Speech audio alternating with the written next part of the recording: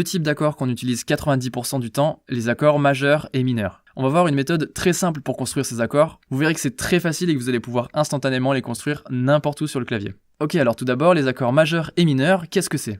Ce sont les accords qu'on utilise le plus souvent dans la musique. Les accords majeurs sont souvent décrits comme joyeux. Et on dit que les accords mineurs sont tristes. Mais il y a une manière bien spécifique de construire ces accords. Pour cette méthode, on a besoin de compter les écarts en demi-tons, donc un demi-ton pour chaque note. 1, 2, 3, 4, 5, 6, etc. Si vous prenez un accord de Do majeur, on a Do, Mi et Sol. Ça sonne joyeux en effet parce que c'est un accord de Do majeur. Mais regardez les espaces entre ces notes. Si on compte le nombre de notes entre chaque note de l'accord, on part de Do, on a 1, 2, 3 notes d'écart et on joue Mi. Ensuite, on saute 1, 2 notes et on joue Sol.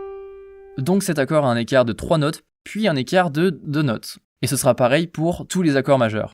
Si on essaye avec Mi par exemple, on joue Mi, on saute 3 notes, 1, 2, 3, on joue La dièse, on saute 2 notes, 1, 2, et on a Si.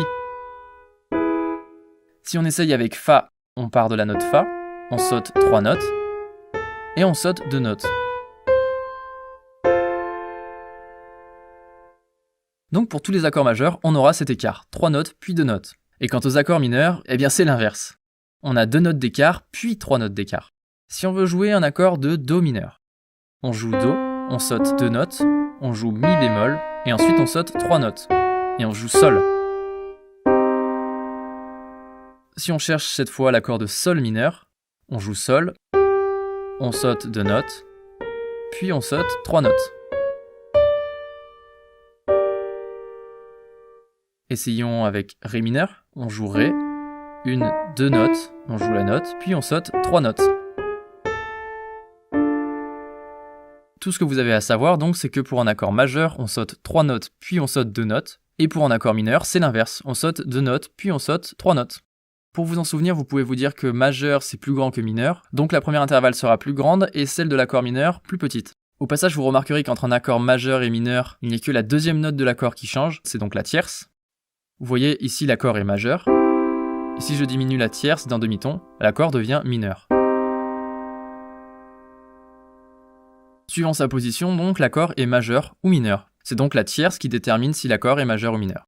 Quelques derniers exemples pour être sûr que vous avez bien compris. N'hésitez pas à mettre la vidéo en pause d'ailleurs pour le faire avec moi. On va chercher l'accord de Sol majeur. On sait que majeur c'est la forme 3 puis 2. Donc on part de Sol, on saute 3 notes, 1, 2, 3, et on saute 2 notes, 1, 2. Et on a un accord de Sol majeur. On cherche maintenant l'accord de Si bémol mineur, un peu plus dur.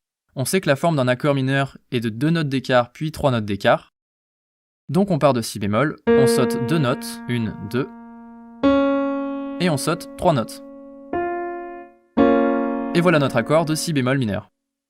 Donc essayez de votre côté, partez d'une note et comptez les écarts, soit 3 notes d'écart puis 2 si vous cherchez l'accord majeur, ou 2 puis 3 si vous cherchez l'accord mineur. Voilà, vous savez maintenant tout sur les accords majeurs et mineurs, et vous voyez que c'est très facile à construire. Maintenant vous pouvez construire n'importe quel accord majeur ou mineur, ce sera plus simple pour déchiffrer des morceaux, et vous allez même pouvoir commencer à composer vos propres musiques en choisissant 3 ou 4 accords. Merci d'avoir regardé la vidéo, si elle vous a été utile, partagez-la à un ami pianiste pour l'aider à apprendre les accords majeurs et mineurs lui aussi, et quant à moi je vous dis à très bientôt.